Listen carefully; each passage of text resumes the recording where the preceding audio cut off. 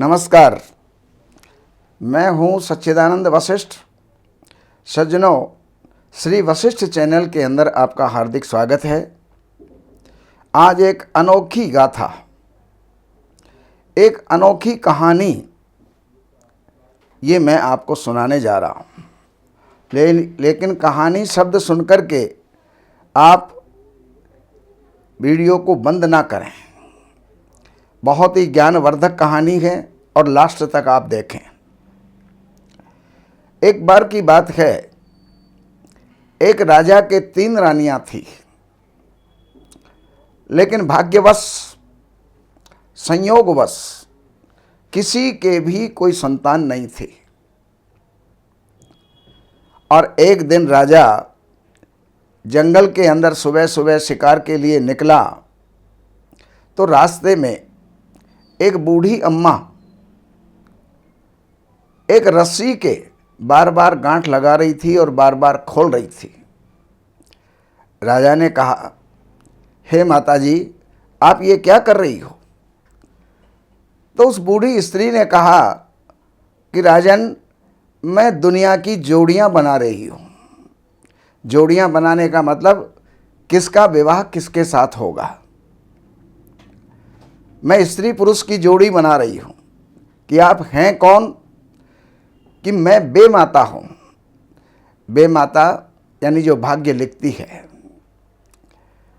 तो फिर बाद में राजा व्यंग के अंदर कहने लगा कि मेरी भी एक जोड़ी बनाओ। तब उस बूढ़ी माताजी ने कहा कि बेटा, तुम्हारा विवाह तुम्हारी अपनी ही बेटी के साथ होगा। राजा घबराया और राजा ने देखा कि ये क्रोध में आकर के ऐसा बोल रही हैं। तो राजा ने कहा, माताजी मुझे क्षमा कर दो, मेरी भूल हुई है। मैंने कहा, नहीं बेटा, ये तो जो कह दिया वो होके रहेगा। राजा उदास मन अपने राजमहल के अंदर आया और अपनी पत्नी, जो बड़ी पत्नी थी, चित्रलेखा नाम था, उससे कहने लगा, हे भाग्यवान, ऐसा ऐसा जो है मेरे साथ में आज हुआ। एक बूढ़ी माँ ने कहा कि तुम अपनी ही पुत्री से विवाह करोगे। मैं तो बड़ा धर्म संकट में फंस गया। रानी कहने लगी, राजन, पहली बात तो यह है कि हम 3 रानियां हैं और तीनों ही रानियों को कोई संतान नहीं है, कन्या है ही नहीं, तो आप अपनी पुत्री से विवाह कैसे करोगे? दूसरी बात यह है कि अगर मेरे कोई संतान हुई तो मैं कन्या को जन्म ही नहीं दूंगी, और जब कन्या होगी ही नहीं तो फिर आपका अपनी कन्या के साथ विवाह कैसे होगा? राजा को थोड़ी हिम्मत बंधी, तसल्ली मिली, लेकिन संयोगवश, भाग्यवश रानी गर्भवती हुई और रानी को पूर्ण विश्वास था कि मेरे पुत्र ही होगा। लेकिन समय पाकर के जब प्रसव का समय आया तो अपनी दासी को उसने, रानी ने बुलाया, कहा कि 24 घंटे मेरे साथ रहे। दासी वहीं पर थी। अब वहां पर प्रसव हुआ, बच्चे ने जन्म लिया, तो वो कोई बच्चा नहीं था, वो कन्या थी। और कन्या होने के कारण से रानी ने क्या किया, अपनी दासी से कहा, बहुत सारा धन दे करके, लालच दे करके, कि तू इसको कहीं पर गाड़ के आ जा। जब कन्या नहीं रहेगी तो राजा का जो है अपनी ही कन्या के साथ विवाह कैसे होगा।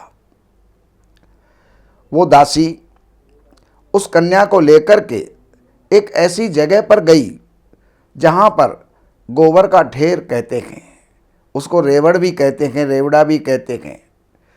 तो उसमें उसने थोड़ा खोदा और खोद करके कन्या को वहां पर दबा करके आ गई। वो जो गोबर का रेवड़ था, उसका मालिक आया, कुम्हार को बुलाया, कुम्हारी को बुलाया और कहा कि ये सारा खाद, ये सारा गोबर मेरे खेत के अंदर डाल दो। और वो जब खुदाई करने लगे तो अंदर से किसी बच्चे के रोने की आवाज़ आ रही थी और उस अपने हाथ से धीरे धीरे धीरे धीरे करके उन्होंने खोदा। वहाँ पर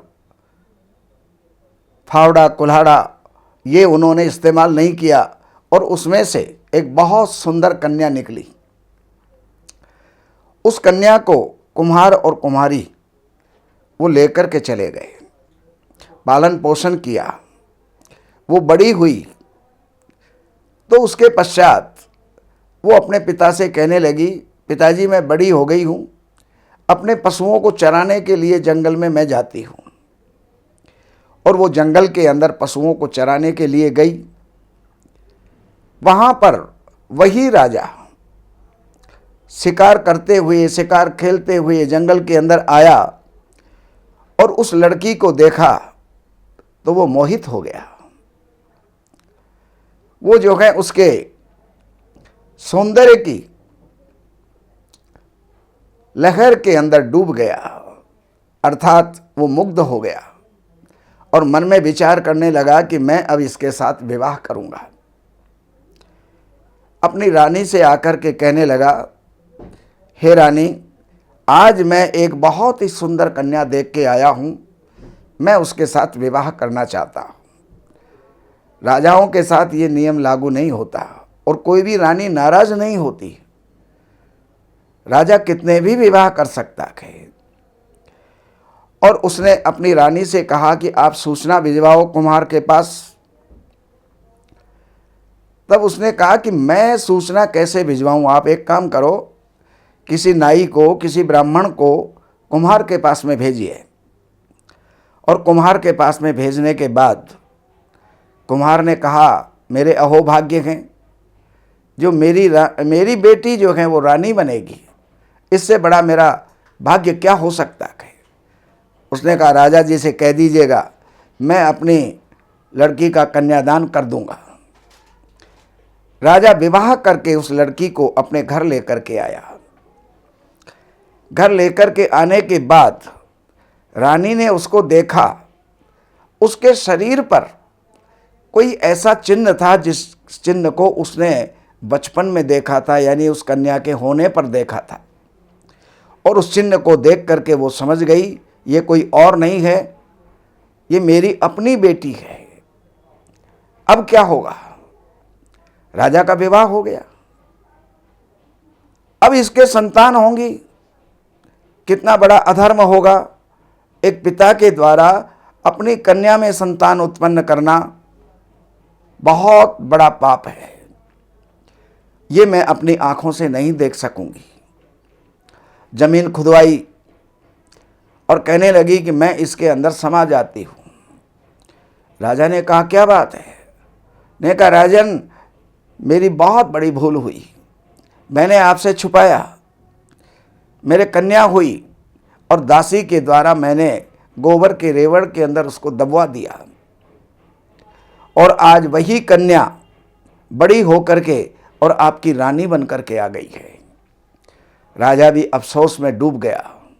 राजा ने कहा, रानी तुम अकेली नहीं जाओगी, मैं भी तुम्हारे साथ चलूंगा, अपने देह का त्याग करूंगा, आत्मघात करूंगा। और वो जब जाने लगा राजा, तो एक पत्र में ये लिख करके चला गया कि मैं तो अब जा रहा हूं, रानी भी अब जा रही है, लेकिन इस राज्य की उत्तराधिकारी ये नई रानी होगी। और अपनी बेटी को सारा राज्य दे करके और वो स्वर्ग को चला गया। इस तरह वो पाप से भी बच गया और जो होनी थी वो हो करके रही। तो ये कथा अपने भाग्य की एक विडंबना है, लेकिन बहुत कुछ सीख दे करके जाती है कि जो लिखित ललाटे प्रोज्जितम कै समर्था, जो ललाट में लिख दिया उसको कोई मिटा नहीं सकता है। और लिखने वाली बेमाता थी, इसलिए उसको मिटा कौन सकता था। तो ये जानकारी हमने आपको एक दी। और बाकी किसी भी प्रकार की जानकारियों के लिए नीचे लिखे नंबरों पर आप संपर्क करके कार्यालय से अपॉइंटमेंट ले करके कार्यालय की सेवाएं हैं वो अर्पण करके जो भी आप जानना चाहते हैं ज्योतिष के विषय में, वास्तु के विषय में, वो जान सकते हैं, लाभ उठा सकते हैं। नमस्कार।